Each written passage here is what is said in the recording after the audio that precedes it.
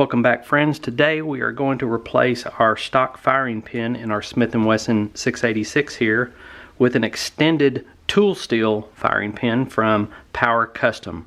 That's powercustom.com. They're about $15. The difference between the old one and the new one is this one is going to be tool steel, and number two, it's going to be an extended length firing pin, approximately .500.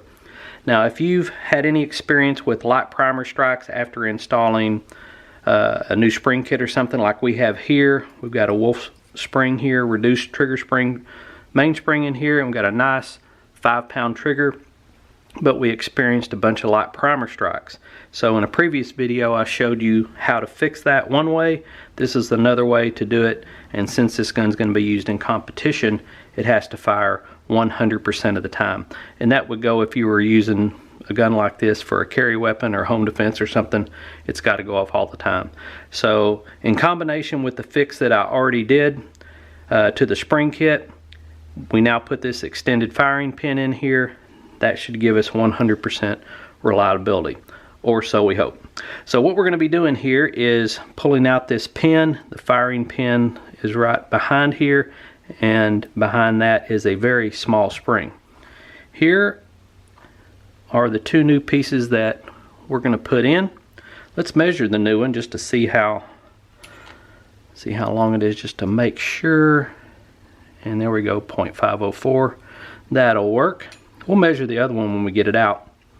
Now, the only two tools, you really don't need any tools, but I have this patent pending specific gunsmithing tool right here, also known as a toothpick. I cut off one end so I can have a flat end and then the point to help me get this little spring out. All we need to do is use these tweezers here and pull this pin. So first thing we need to do is get this hammer in the rearward position. So just take your cylinder release and we're going to pull it backwards. And what that does, it moves this block out of the way so you can get the trigger back. We're going to pull the trigger back and the hammer at the same time and let the hammer lock backwards. Okay, now we're going to pull this pin, and the firing pin is right here. You can push on it if you want. You can see it come out the other end.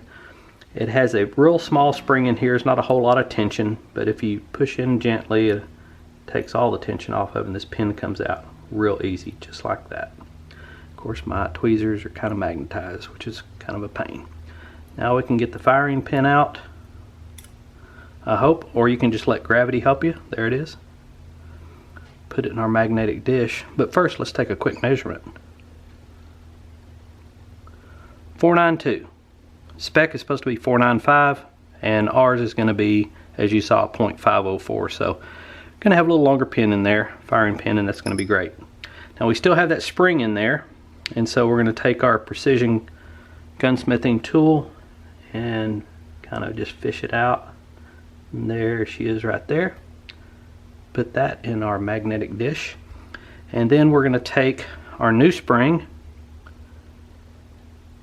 The reason I'm using this toothpick is because my tools tend to get magnetized, so this will help me. So you can tilt this up a little bit, or you can just tilt it like that, let gravity help you. Hope you can see that. Let's get our spring in there. There we are. Falls right in place.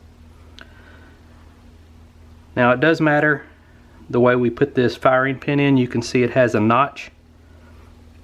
The notch needs to go to the bottom, so this pin will hold it in place just like that. So let's see if I can get it in without too much trouble. These tweezers seem to help quite a bit.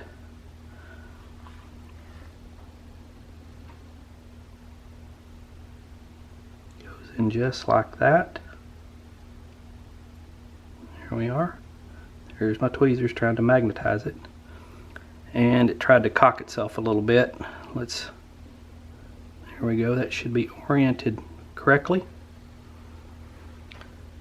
Now let me get our pin, and then just take the flat end of our toothpick. We're going to push it in just a little bit. Get our pin in place, and there it goes.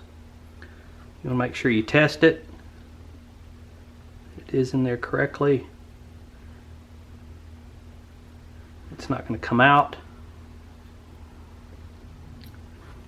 And it's coming out the other side. There it is. Alright. So there you've done it with these very expensive tools. Replaced your firing pin. Easy peasy.